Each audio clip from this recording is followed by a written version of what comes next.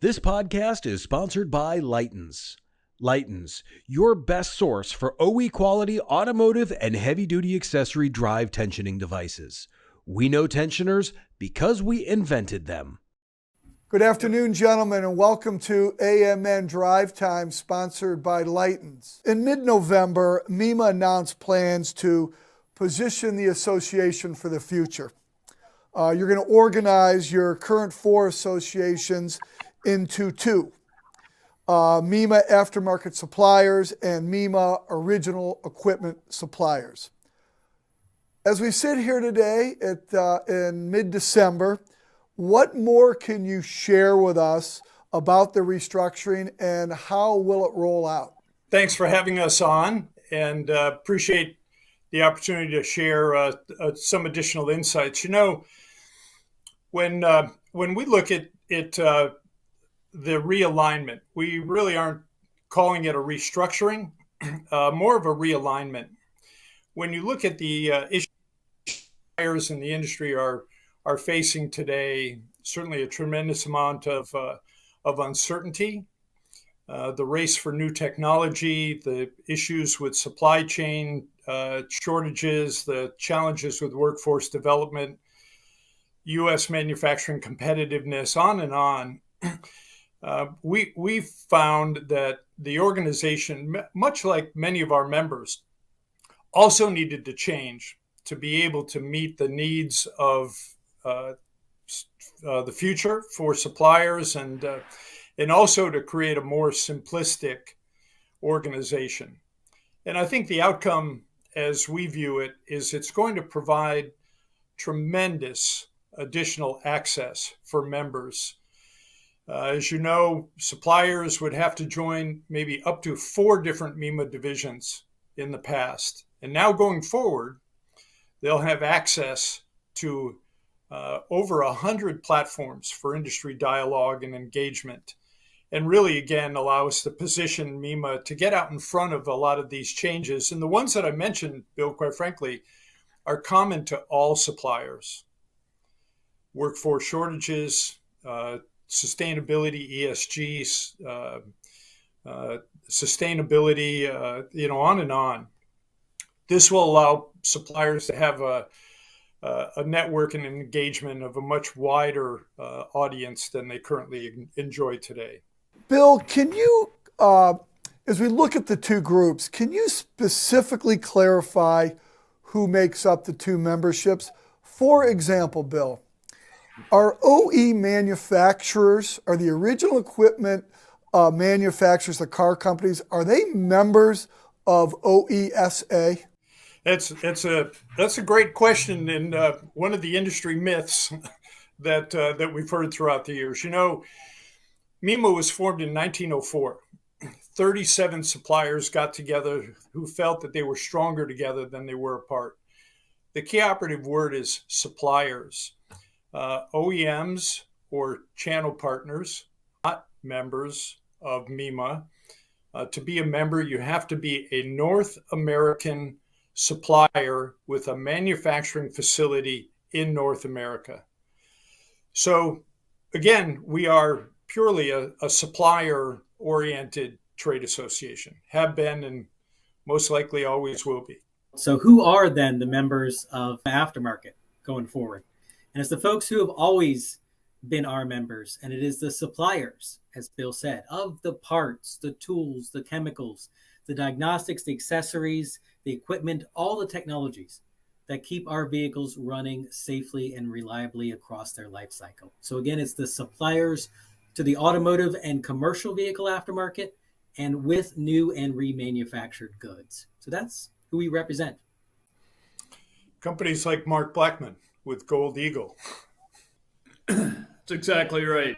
And I got to tell you, Bill, the overall representation, especially in the last 3 years, from a supplier standpoint, has stepped up in a big way.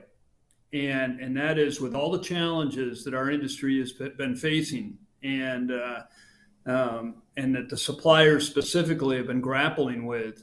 Our association, whether it's, and as Bill and Paul have both said, most of the issues are common throughout the entire supply base. And our association has stepped up in a big way to help us through those challenges. So guys, Bill, you touched on it a little bit, Bill Long.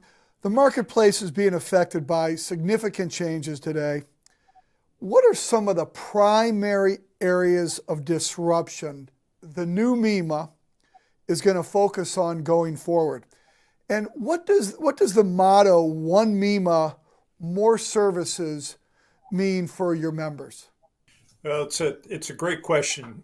Obviously, our overarching approach, Bill, we have a mission within MEMA to champion and advance the business interests of our members. And I often share with the suppliers in the industry that we almost literally start every day with a clean white piece of paper with that mission on top.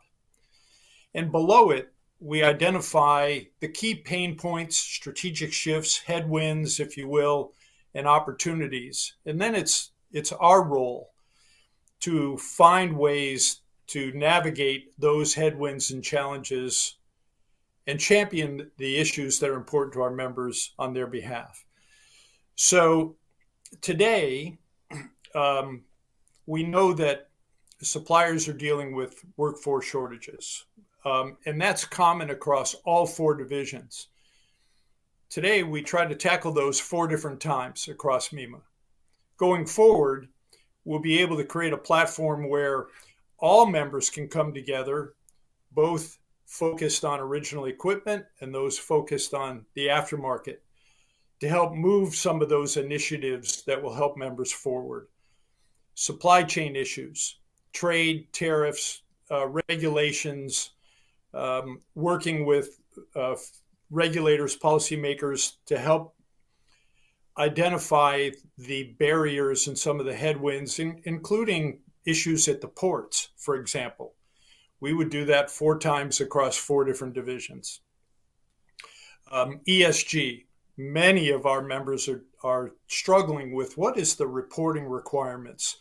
What are the issues? How do I get started? Where am I along my journey of reporting, let alone moving toward a more sustainable business model? Again, we would be addressing those 4 times across each division. And I could go on.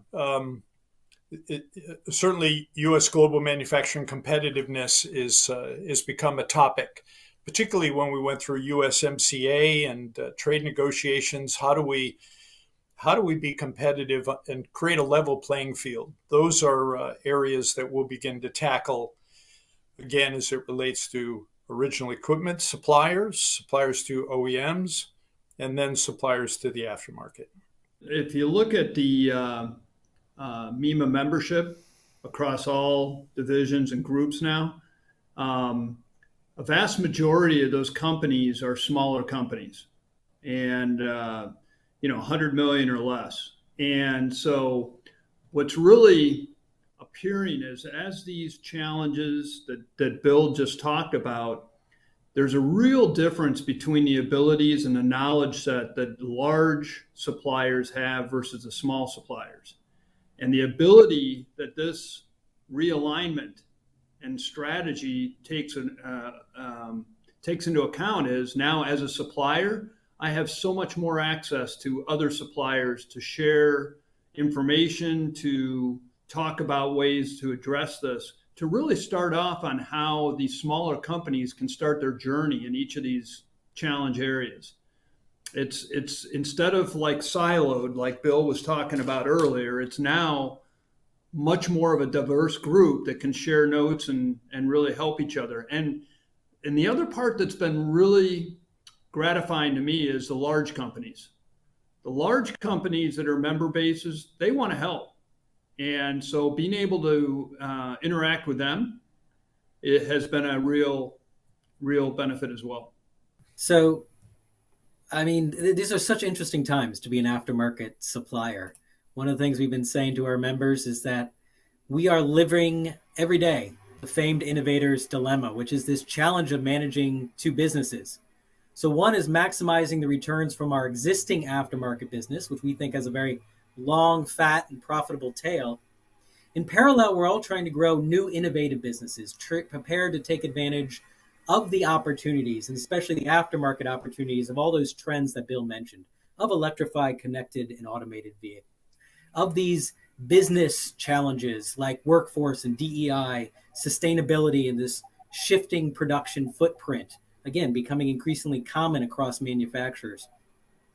So in our view, assuming we successfully defend market competition on right to repair, we think the aftermarket is very well positioned in both these old and new industries. So it's a very exciting time to be in the aftermarket, and we're excited to help our members advance towards this bright future that we think we deserve. And we think this step is a piece of doing that. And it's, by the way, not unique to us. We recognize our members are asking themselves the same questions. Many of them have reorganized in a similar fashion, changed the way that they approach business. And so as many of our member CEOs have said, hey, you're just catching up with us. You're just being prepared for the future like we are. And that's what we're seeking to do and be aligned with our membership. You know, in the past, aftermarket suppliers would have to join 3 different MEMA divisions to have the peripheral view that MEMA offers of the industry. They'd have to join HDMA, that represents both original equipment and commercial supplier members, MERA, which is the Association for Sustainable Manufacturing, started with a remanufacturing focus, and AASA. And now all 3 of those membership groups, if you will, and market segments come together under one umbrella and one roof. And I also think, Bill, that one of the unique positions that MEMA has in the industry is we're probably the only association that has a 360-degree view of all the market segments in the industry: commercial vehicle and light vehicle, original equipment and aftermarket, and remanufacturing and sustainability.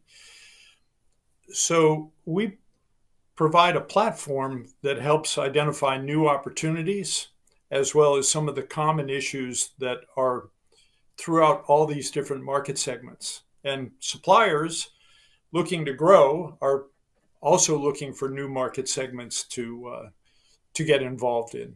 Commercial vehicle is an example, or even moving towards sustainability. And we think this new realignment not only helps us meet our members' needs better, but also more efficiently.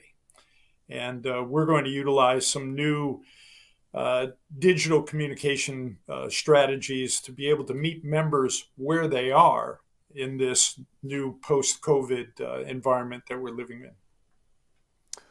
Marc, I'm going to come back at you for just a moment. You touched on it a little bit, but perhaps you'd want to add on, because you're not only board chair of MEMA, but also head of a prominent aftermarket business. And a lot of these issues are top of mind for you as well, not only as board chair, but with your own business. Are there any additional thoughts, insights from your perspective on how these changes will apply to your business and other suppliers' futures as well? Well, absolutely. First of all, look at the technology that's changing. And so, you know, that's such a big component. And we talk about, as Bill just said, companies that are looking, and Paul said, companies that are looking to innovate, to grow their business. So look at the industry. The industry is in the process of being transformed by this potential new technology, electric vehicles, and all the other different technologies that are coming to the vehicles today. How is that going to impact individual businesses? And I know, speaking for Gold Eagle, but also speaking for many of the other companies in the aftermarket, we're trying to address that. We're trying to understand that, while at the same time welcoming that new technology. You better embrace it. You can't sit here and stick your head in the sand and say it's not happening. So I think that's one big piece. I think the other big piece that's changing pretty dramatically is the regulatory side. And there's all kinds of different regulations regarding where it's coming from. It could be California, could be the federal government, could be all kinds of different places that could have an impact on not only your technology and the way you manufacture your products and what goes into those products, but also the manpower and the requirements there. And so, yeah, as a company today, we got our hands full. And back to what I had said earlier, the smaller companies, and especially, don't have the resources within their companies to be able to just keep throwing people at it and put everything, to come up with the solutions. And so that's where we lean very heavily on our association and our peers. So guys, you touched on a little bit there, Mark. Let's talk about the labor market specifically for a moment. Vehicle suppliers are still the largest manufacturing sector in the United States. Currently, within all manufacturing in the U.S., all combined, there are some 880,000 open available manufacturing jobs. How does MEMA and the MEMA membership compete for those workers? How do issues such as reshoring and labor reform play into this? It's easy to say we want to hire all these folks. How does all that work? Many of our members, Bill, are very proactive with outreach to local VOTEC schools, local engineering schools, trade schools, and they've got some very rich programs in place, internships. I could name them and the relationships that have been built, but there is some great case studies and role models in the industry that are doing a great job. In a number of instances, I've had members come up to me that have been very vocal saying, we don't have a problem finding people, because they have taken the initiative to build these relationships over time. As we look at the current pipeline not pipeline, but the current open jobs that need to be filled, 880,000, like you mentioned, those are not going to be addressed trying to tap into a long line of trade schools and other initiatives. And, we believe that some immigration policy reform can help us. And many of our members are strong in their belief that some immigration policies done the right way could help us as a country and put those skills to work to help strengthen our GDP and our manufacturing output. And those are conversations that we're having in Washington, D.C. and with policymakers to help see if we can provide some guidance and some direction on policies that would work for our industry. Paul, coming at you, can you talk about how the realignment will strengthen MEMA's focus on the aftermarket in general, and perhaps specifically touch on right to repair? Well, glad to. So we have been focused on aftermarket suppliers, Bill said, for 118 years now. So we do have this tremendous legacy to live up to in the aftermarket. And I think the simplification, which is really what we're doing, we're simplifying, it does dramatically increase the aftermarket value that's available for our members. So as Bill said, before, to access all of the aftermarket content across MEMA, you had to join us 3 times: AESA, MIRA, and HDMA.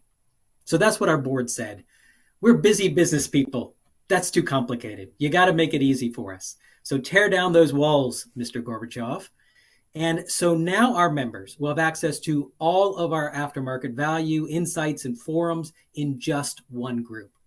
And for many members, frankly, they might not experience a lot of day-to-day change because all of our member value activities will continue. All of our councils, our studies, the data and events that our members know and love. And by the way, we will also retain our focus that we have had on the distinctive value that we offer to each of our aftermarket vehicle segments, whether that's commercial vehicle or automotive, whether that's remanufactured or new. but members will have this visibility, this access to much more value. Just put some numbers around that. One example, legacy ASA members will now get access to 80% more valuable association content than they had before. And legacy members of MERA and HDMA will be able to access 3 times as much aftermarket content. Equally important, all of that will be easier to find and to navigate. But most of all, our mission does not change, and that is to champion the aftermarket industry and to advance the business interests of aftermarket suppliers. Our supplier voice and our communities will simply be stronger in pursuing this mission. And of course, that mission brings us back to our commitment to right to repair. The supplier voice and the power as we take on this important issue are now just even stronger. And that's incredibly important as we advocate for the Federal Repair Act. So as we've discussed, this is the most important federal legislative effort in half a century since we led the of the Magnuson-Moss Act in 1975. And we'll be able to bring the full support of the supplier community, which, as you mentioned, is the largest manufacturing sector in the U.S. And by the way, you say that, you get attention on Capitol Hill. We're bringing all that power behind this cause. And this next Congress, this next 2 years, is our best chance. And in that, by the way, we do appreciate the partnership as we pursue the Repair Act. So the partnership that MEMA has with AutoCare, with SEMA, with the collision industry, because together we are some very powerful voices, joined with MEMA and the suppliers to champion consumer choice on where and with what parts our vehicles are kept safe and affordable and repaired. So this supporting that cause, our passion for that cause is one of the drivers behind this action, and it just strengthens our commitment and our resolve and all the effort we've been putting behind this. I would just also say, because Paul touched on a couple key words, and one is transferability of knowledge, and then secondly, communities. Transferability of knowledge, a perfect example is MERA, Motor Equipment Remanufacturers Association, which is technically part of the aftermarket, but has always been a separate organization, a separate division. They have done some amazing things and really have been on the forefront of ESG. And much of those ESG initiatives now are going to be exposed to all the other AASA members and some of the learnings that they've had. And then with John Shalafo following and leading this, the ESG and the sustainability efforts for the industry, really a big step. And for aftermarket suppliers and AASA, we really weren't privy to any of that. And the second piece is communities.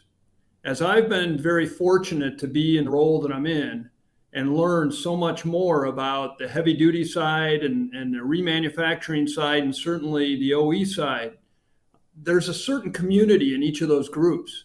And one of the things that I guarantee the three of us that you're looking at today that we are absolutely focused on is remaining and keeping the power of those communities, like Paul said, and keeping that voice, keeping that specialty expertise to really help educate us all.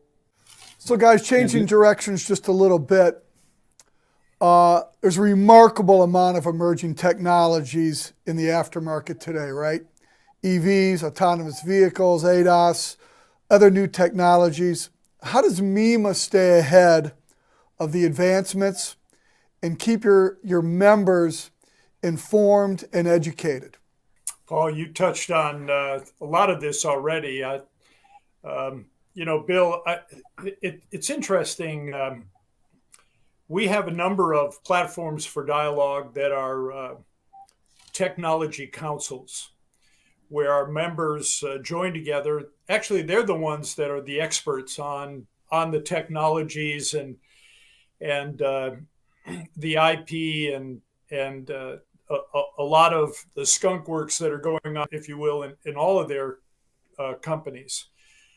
Our role really is to help identify what the broad range of possibilities are for the path of new technologies and bring some clarity that will allow members to make sound business decisions for their companies. It wasn't that long ago that we were all talking about, well, I'll be driving electric vehicles tomorrow. And as we know, the time frame for experts in the industry has shifted, some from no cause of our own, the availability of chips, for example, and the impact that it's had on the delay of rollout, the infrastructure, and so forth. But we are encouraging our members, particularly in the aftermarket, that although we might not be sure, or there might be some debate over when the timing for the tipping point of these technologies occur. But one thing is not debatable, that it's coming. And most importantly, we have time now to react and prepare our businesses for the future. And that's what guidance and information and research MEMA is providing to our members. Clarity around that timing, and then the need to move toward positioning your business for the future, whatever that might look like. So let's talk about supply chain for just a moment. The pandemic, as we all know, brought about some significant hurdles when it comes to manufacturing, shipping, logistics, other supply chains, there's a whole array of them. How do you see this playing out in the near future? Let's just say in 2023. Do you see some good changes coming about? What does your crystal ball say? So supply chain, the good news is it's better, but better isn't fixed. There are definitely still issues, and the cost drivers are still there. So maybe it's no longer about shipping costs being through the roof, but have you checked out wages recently? And if you want to hire somebody, the cost of doing that. Of course, interest rates, which we're very sensitive to in our industry, that's been a big cost driver for us. So I know everyone's tired of hearing about supply chain delays. They're tired of hearing about inflation, but the industry and certainly our customers need to understand that this is still a business reality for manufacturers. And by the way, it's worth remembering that Wall Street does seem to want to see a little bit of inflation from the aftermarket. So we've kind of relearned the last few years what we used to know back in the era of our price sheets and our annual price sheets with a little bit of inflation. A little inflation is good for growth. Maybe not what we've seen, but a little is good. So the bottom line, what we're seeing, what our members are experiencing every day is this age of uncertainty, this age of volatility is certainly not done. We need to continue to be nimble. We need to be agile. And the nice, boring aftermarket world that we had for a few decades, it's gone and it's probably never returning. But we're handling it incredibly well. We're handling it through collaboration. And we need to be flexible up and down through the value chain to adapt to this and understand what manufacturers are facing as we do work as hard as we can to get those fill rates up, to control the prices. But the reality is there's still issues, there's still inflation, and we need to work together to keep our customers satisfied.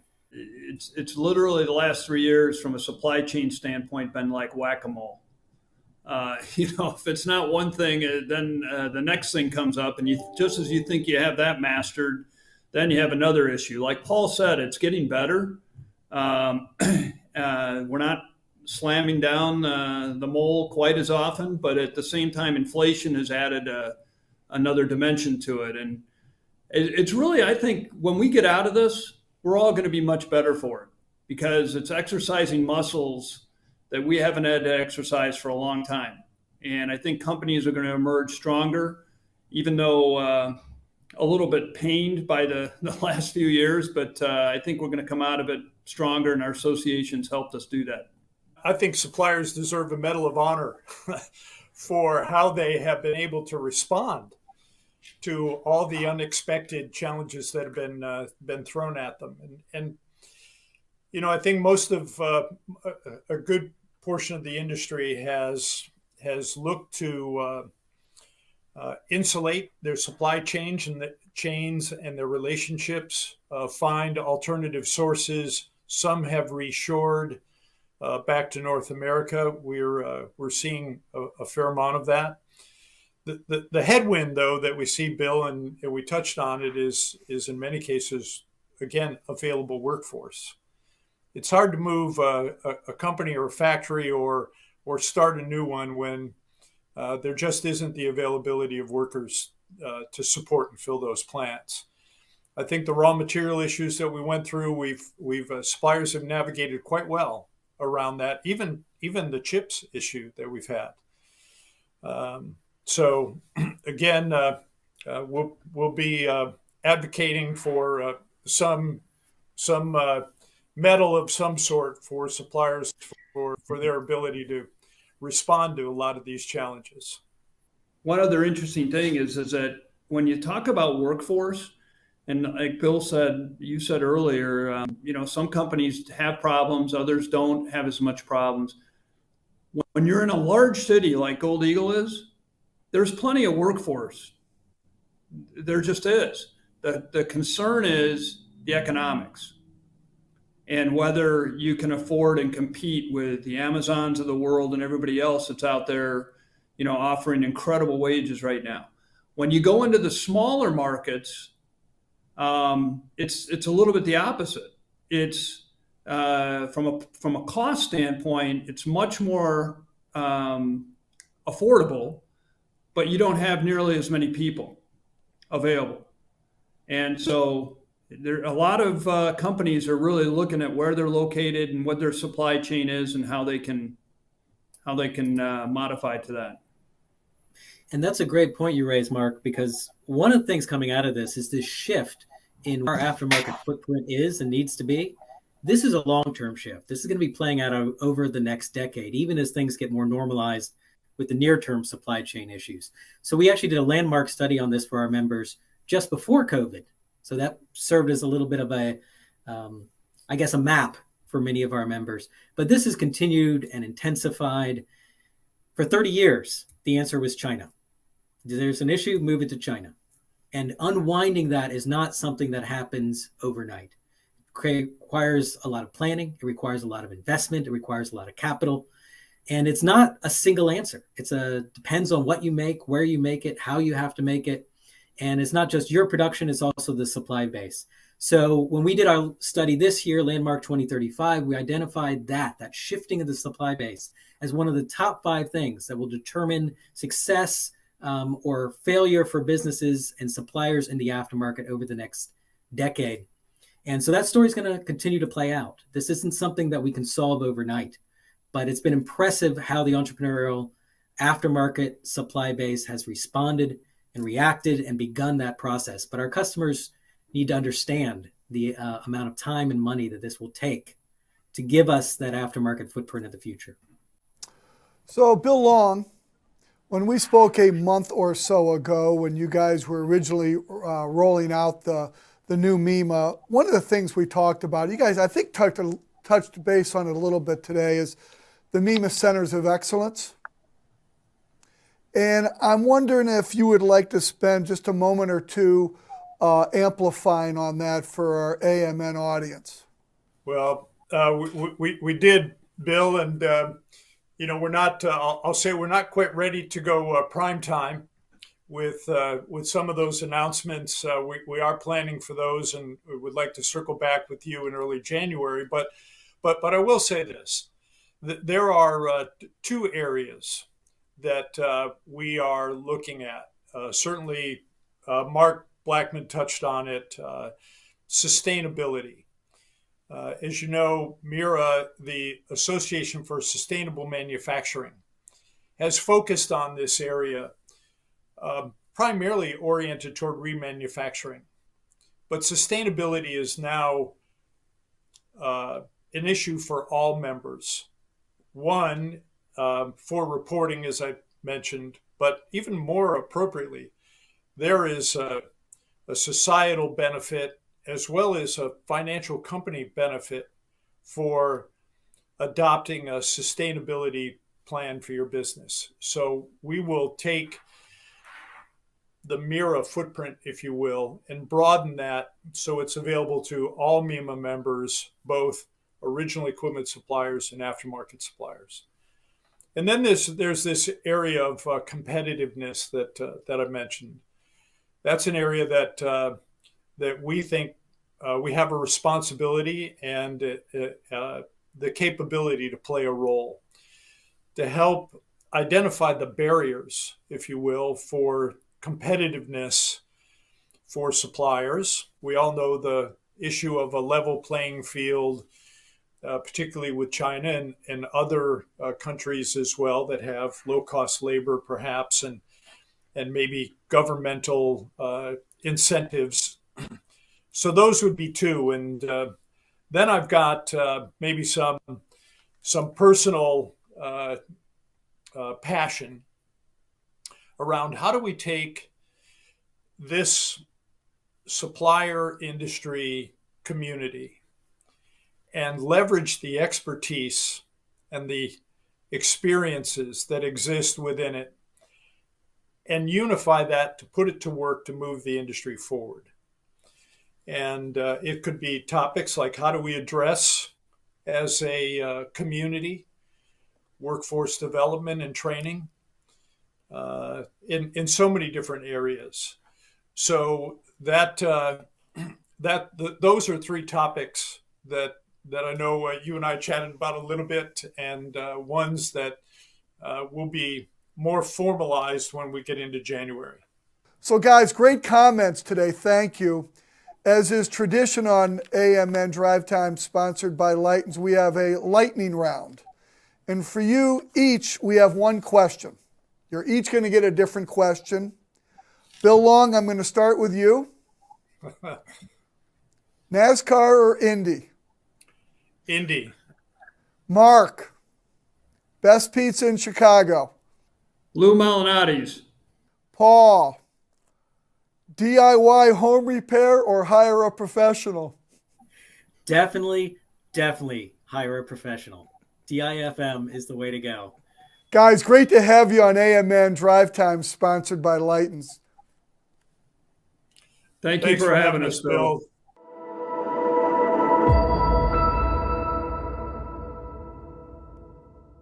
This podcast is sponsored by Lightens. Lightens, your best source for OE quality automotive and heavy-duty accessory drive tensioning devices. We know tensioners because we invented them.